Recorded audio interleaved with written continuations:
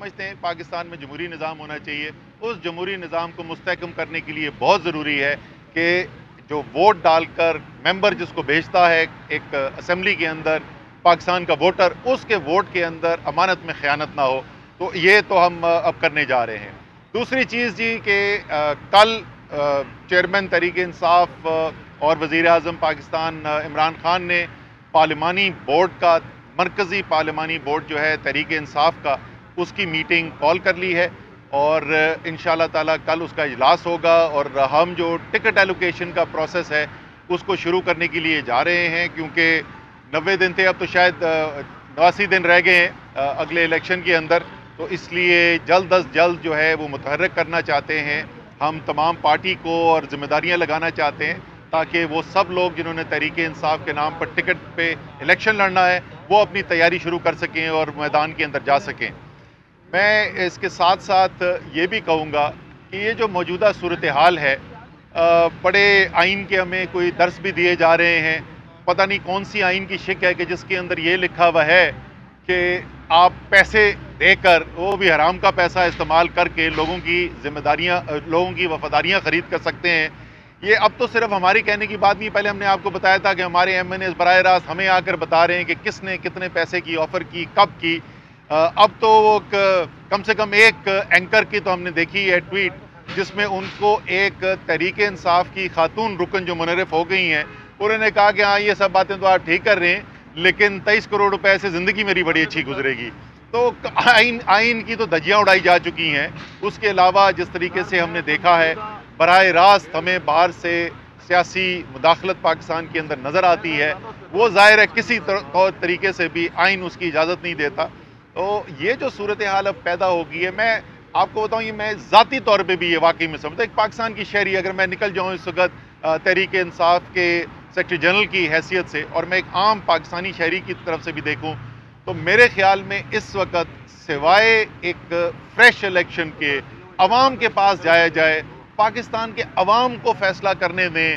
ہمارا ایک بیانیہ ہے، ہمارے خیال میں ہم حق پہ کھڑے میں، اور میں شکریہ بھی ادا کرنا چاہتا ہوں پوری قوم کا. پچھلے خاص طور پہ 24 گھنٹے سے جس طریقے سے قوم کے اندر جوش ولولہ ہم نے دیکھا ہے، جس طریقے سے لوگوں کی دعائیں مل رہی ہیں، ہمارے خیال میں تو پاکستانی قوم یہ فیصلہ کر بیٹھی ہے اور ہمارا بیانیہ جو ہے وہ قوم مان گئی ہے. لیکن جمہوریت کے اندر اس کا فیصلہ کہ واقعی میں عوام کدھر کھڑے میں اور عوام کا فیصلہ کیا ہے، وہ ایک ہی طریقہ ہوتا ہے، وہ طریقہ الیکشن ہے. اس لیے امید یہ ہے کہ یہ تمام صورتحال کو دیکھتے ہوئے سپریم کورٹ تو اپنے فیصلے ظاہر کرے گی، وہ ان کا اپنا اختیار ہے. لیکن میرے خیال میں سیاسی پارٹیوں کو بھی، وہ سیاسی پارٹیاں جو سارے ملک کو بتاتے رہے ہیں، میڈیا کو بتاتے رہے ہیں کہ تحریک انصاف جو ہے وہ غیر مقبول ہو گئی ہے، تحریک انصاف کا ٹکٹ لینے والا کوئی نہیں آئے گا، تو پھر آپ کو ڈر کس بات کا ہے؟ اب آپ کیوں بھاگ رہے ہو الیکشن سے؟ اب ہم آپ کو بلا رہے ہیں نا، گھوڑا بھی حاضر ہے، میدان بھی، آئے نہ کریں مقابلہ ہمارے ساتھ، ڈر کیوں رہے ہیں آپ؟ میرے خیال میں یہ امید یہی ہے کہ تمام حقائق کو دیکھتے ہوئے، تمام جو چیزیں سامنے آئی ہیں، فیصلہ محترم ججز جو ہیں سپریم کورٹ کے وہی کریں گے. لیکن امید ہے کہ وہ بھی فیصلہ ایسا ہی کریں گے جس سے ملک کے اندر آگے کوئی انتشار پھیلنے کا خطرہ نہ ہو، اور اس جمہوریت کو جو پاکستان میں بڑی مشکل سے حاصل کی گئی ہے، اس جمہوریت کو ہم پٹڑی پہ ہی رکھیں اور آگے اس کو چلائیں. جو بھی عوام فیصلہ کرے، جس لیڈر کو بھی منتخب کرے، جس پارٹی کو بھی منتخب کرے، عوام کا فیصلہ سب کو قبول اور ہم آگے چلیں. بہت بہت شکریہ. اسد عمر صاحب یہ بتائیے گا کہ کل ایاز صادق صاحب نے جو ہے ایک قومی اسمبلی کے ایوان کے اندر ایک اسپیکر کی چیئر پر بیٹھ کے اجلاس چیئر کیا ہے، تو آپ کیسے سمجھتے ہیں اس کی آئینی حیثیت کیا ہے؟ بالکل کھلم کھلا غیر آئینی کام کیا ہے جی، اور یہ اب میں نہیں کہہ رہا، یہ سپریم کورٹ آف پاکستان کہہ رہا ہے. وہ کیسے کہہ رہا ہے سپریم کورٹ کہ آپ کا جو کل ہمارا یہاں پہ فیصلہ ہوا، جو اسپیکر نے رولنگ دی، اس کے بعد وزیر اعظم نے ایڈوائز دی صدر کو، صدر نے اس کے اوپر نوٹیفیکیشن جاری کیا، سپریم کورٹ نے اسٹے آرڈر نہیں دیا. یعنی آج کی آئینی حقیقت یہ ہے کہ اسمبلی ڈیزالو ہو چکی ہے.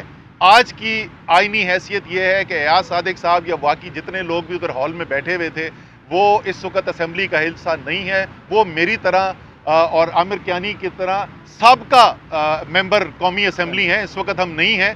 اور اسپیکر کی کرسی پہ، اور خاص طور پہ مجھے افسوس ہوا، عام طور پہ ایاز صادق صاحب جو ہیں وہ بڑی ریزنیبل بات کرتے ہیں، منطق کی بات کرتے ہیں، لیکن ان جیسا شخص جا کے اسپیکر اس کرسی پہ جس پہ وہ خود بیٹھ چکے ہیں، اس کی عزت کا تو ان کو خود خیال رکھنا چاہیے تھا. افسوس ہوا مجھے دیکھ کر. اسد عمر صاحب، اسمبلیاں تو تحلیل ہو گئی، یہ نااہلی کے لیے آپ اسپیکر کو دے رہے ہیں جو منرف اراکین جنہوں نے آپ لوگوں سے غداریاں کی ہیں، اس کو ذرا کلیئر کریں. دیکھیں، اسمبلی تو ہو گئی لیکن اسمبلی برخاست تو کل ہوئی.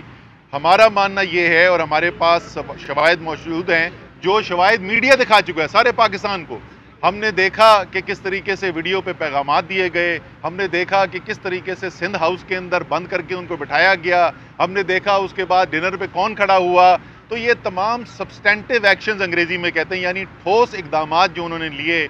آئین کے اندر واضح ہے، بار بار لوگوں کو بتاتا ہوں کہ صرف آئین کے اندر ایک شک یہ نہیں کہتی کہ ووٹ یہ 4 چیزوں پہ خلاف کرو گے وزیر اعظم کو، اس سے پہلے ایک اور شک ہے، اور وہ شک یہ کہتی ہے کہ اگر پارٹی کا سربراہ اس نتیجے پر پہنچے کہ اس کا کوئی ممبر جو ہے وہ پارٹی چھوڑ چکا ہے، منحرف ہو چکا ہے، تو وہ ریفرنس بھیج کے اس کو ڈسکوالیفائی کروا سکتا ہے. تو یہ آئین کا حصہ ہے جس کو ہم فالو کر رہے ہیں. اسد عمر صاحب، جو ریفرنس دائر آپ نے کر دیا یہ بھی کرنا ہے، اور کتنے منحرف اراکین ہیں جن کی کیا فگر ہے ان کی؟